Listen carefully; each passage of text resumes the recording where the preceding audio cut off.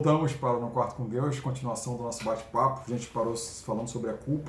Perdemos muito aqui que a gente estava conversando antes. Vamos tentar resgatar o que a gente tinha falado aqui em off. Maurício, sobre a culpa. A gente falou sobre Levíticos 17:11, que fala assim: porque a vida da carne está no sangue, eu vou-lo tenho dado sobre o altar, para fazer expiação pelas vossas almas. Porquanto é o sangue que fará expiação em virtude da vida. Deus já estava preparando o homem para entender o que Jesus faria? Na verdade, a gente está no Antigo Testamento, em que nessa época se fazia os sacrifícios, né? Então, com animais, né? Por que os animais? Porque na verdade era uma sombra, né? Uma sombra daquilo que Deus já tinha preparado. Mas na verdade os animais, o sangue de bodes, ovelhas, isso fala também dos profetas, ele não tem poder para aliviar a culpa, né? Ele não tem poder para aplacar o pecado ou para limpar o homem do pecado. Ele não tem esse poder. Na verdade, sempre foi o sangue de Cristo Jesus. Sempre foi. O plano de Deus sempre foi Cristo. Então, quando o sacerdote matava lá o novilho, o sangue era derramado, na verdade, aquele sangue, aquele ato ali, não tinha poder para salvar o pecador. Não existia poder naquele ato ali. Acontecia, então? Mas o que acontecia é que, na verdade, existia uma fé entre o povo, existia uma crença entre o povo de que Deus estava salvando o pecador, salvando aquele que estava ofendendo a Deus. O sangue era derramado como um símbolo, né, de algo que viria no futuro. Mas Deus como Deus não está fora do tempo, né, Deus está além do tempo, o tempo é uma criação de Deus, então Deus está fora do tempo. Deus já estava vendo Cristo crucificado na cruz, o seu sangue já vertido por aqueles que lá no passado estavam matando, né, aqueles bodes, cumprindo aquilo que ele mesmo determinou. Olha, vocês vão fazer isso vai ser um símbolo daquilo que virá no futuro, que será Cristo Jesus na cruz. Então, no nosso futuro, então. Né? No nosso seria o passado, mas no dele seria o futuro. Sim. Então, na verdade, o plano de Deus nunca foi bode, cabritos e outros animais. O plano foi sempre Cristo, né? Porque somente um da própria raça, um totalmente puro, como Cristo foi, é que realmente pode aplacar a ira de Deus sobre o pecado. O pecado é muito grave. A verdade você comentou que Deus é tão santo, tanto é que ele é chamado de santo, e não justo, ou amor, porque ele é tão puro que o pecado fazia a diferença gigantesca nessa relação com Deus. É isso mesmo? Sim. Na verdade, o pecado é muito grave. O pecado é tão grave que não há meios de aplacar a ira de Deus. Não há meios né?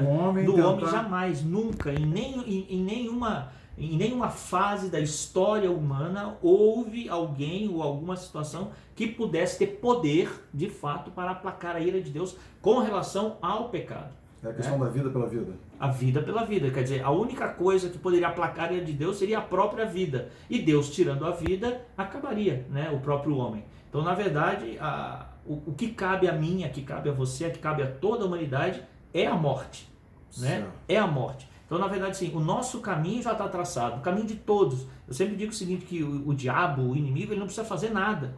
O nosso caminho é o inferno. Ele não precisa mover uma palha. Então, não existe aquele caminho assim, aqui vai para a vida eterna, aqui vai para o lugar. Todo mundo já está condenado para a vida eterna. Está todo mundo caindo para o buraco. Está todo mundo indo para o mesmo buraco. A verdade é essa. E aí é que entra a graça. Porque está todo mundo andando para aquele caminho do inferno, e aí Deus estende a sua mão e tira o João, tira o Antônio, tira a Maria Luísa, tira o André, tira o Maurício. Quer dizer, a mão de Deus se estende graciosamente e nos tira do caminho do pecado, do caminho que leva à morte, do caminho que leva ao inferno. Aquilo que as religiões costumam pregar de eu vou ser bonzinho, porque aí a gente viu um filme chamado A Entrevista com Deus, e quando é feita a entrevista com Deus, o garoto fala assim, mas por que coisas ruins acontecem com pessoas boas? Aí ele faz o seguinte questionamento, Deus, né, respondendo, você presume que você é uma pessoa boa, mas não existe ninguém bom. Exatamente por aí. Quer dizer, a gente tem a ideia de que as pessoas, por fazer algo, né, para ajudar uma velhinha a atravessar a rua, ou por dar uma cesta básica para alguém, ajudar, né? Isso teria digamos, um poder, um peso na balança, na balança da justiça divina, né? Mas isso não existe. Na verdade, o que a palavra de Deus é clara, que se você cair em um mandamento, em um único mandamento, errou em todos. você já está condenado em todos eles. Todos eles te condenam, né? Boa. E aí é que entra a graça de Deus. Aí tem um versículo aqui que é o de Efésios 2:8, Certo. que diz assim: porque pela graça sois salvos, mediante a fé. Isso não vem de vós, é dom de Deus. Não de obras, o 9, para que ninguém se glorie, pois somos feitura dele, criados em Cristo Jesus para boas obras, as quais Deus de antemão preparou para que andássemos nelas. E fala aquela história do Paulo que a gente estava conversando antes. Você falou que o Paulo estava indo matar. É interessante porque assim, você comentou que as pessoas, as religiões, existe uma crença popular de que a pessoa é capaz de algo para se chegar a Deus ou para ganhar graça diante de Deus. A pessoa pode, é uma religiosidade falsa. Só que isso é uma característica de várias religiões espalhadas pelo mundo todo. Exceto pelo cristianismo. Porque na base do cristianismo é justamente o oposto. A crença cristã, a teologia cristã, desde os primórdios da igreja, existe o entendimento de que nós não podemos fazer nada e que Deus fez tudo. É a base desse versículo aqui, versículo 8 de Efésios, né? Efésios 2:8.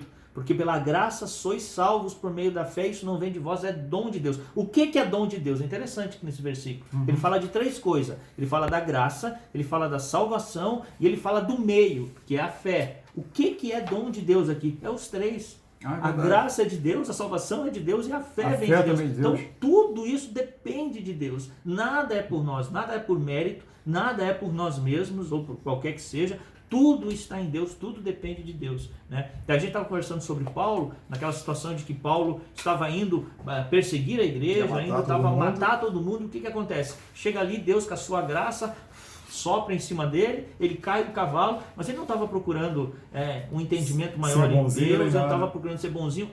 Ele achava, naquela situação toda, que ele estava cumprindo um dever religioso. Ele estava se achando naquela condição como uma pessoa religiosa, que estava cumprindo um dever religioso, que estava acabando com uma seita, que estava, digamos, acabando com a religiosidade dele da época.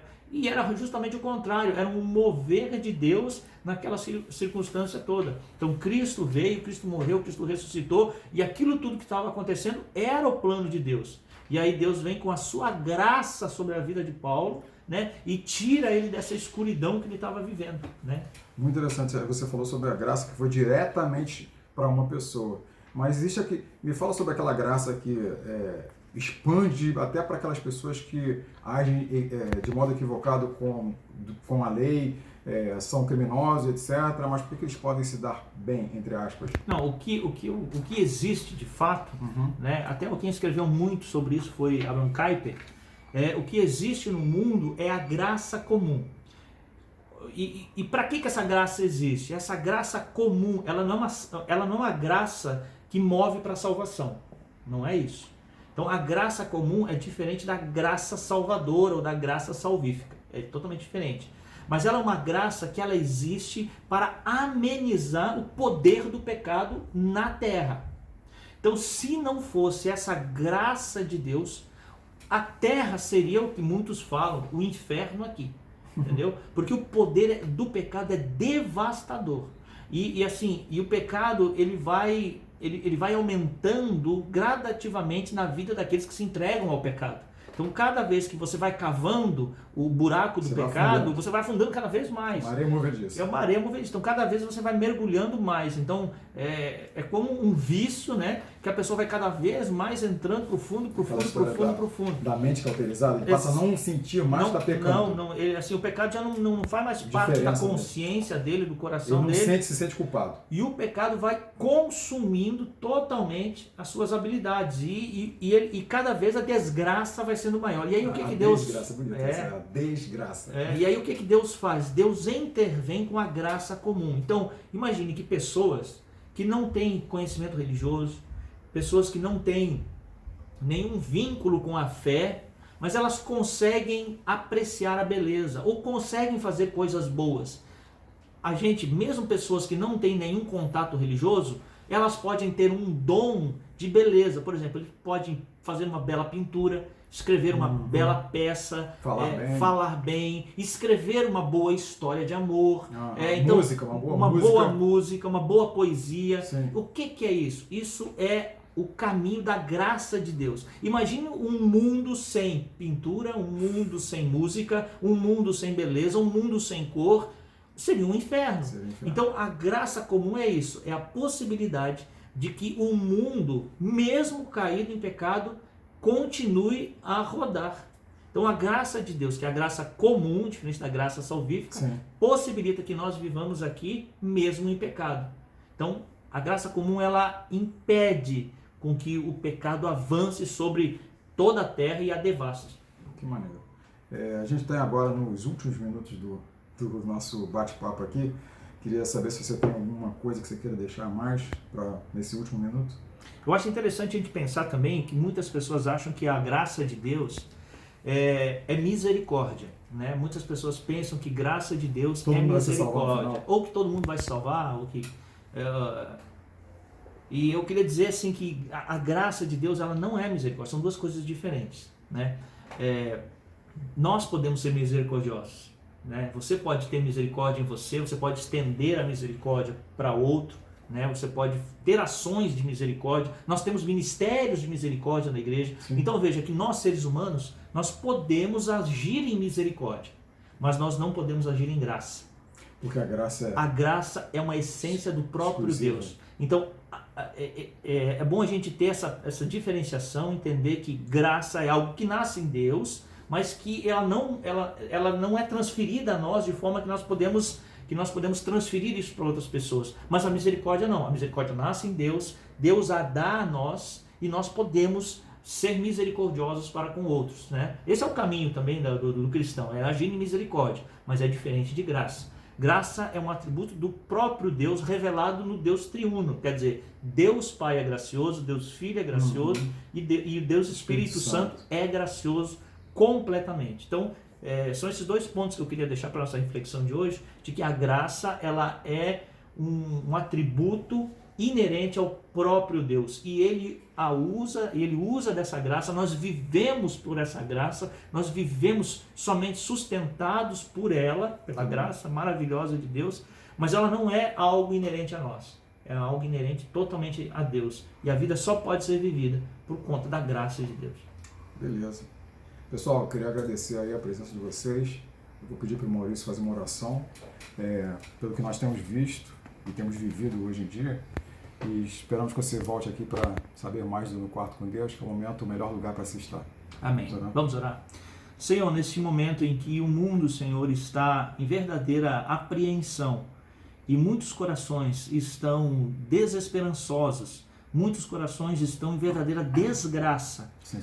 Nós precisamos, Senhor, entender, precisamos voltar a Ti, arrependidos, Senhor Jesus, por muitos pecados que nós temos cometido, pecados de ignorância, pecados, Senhor, de negligência, pecados de falta de fé, pecados que nos afastam de Ti.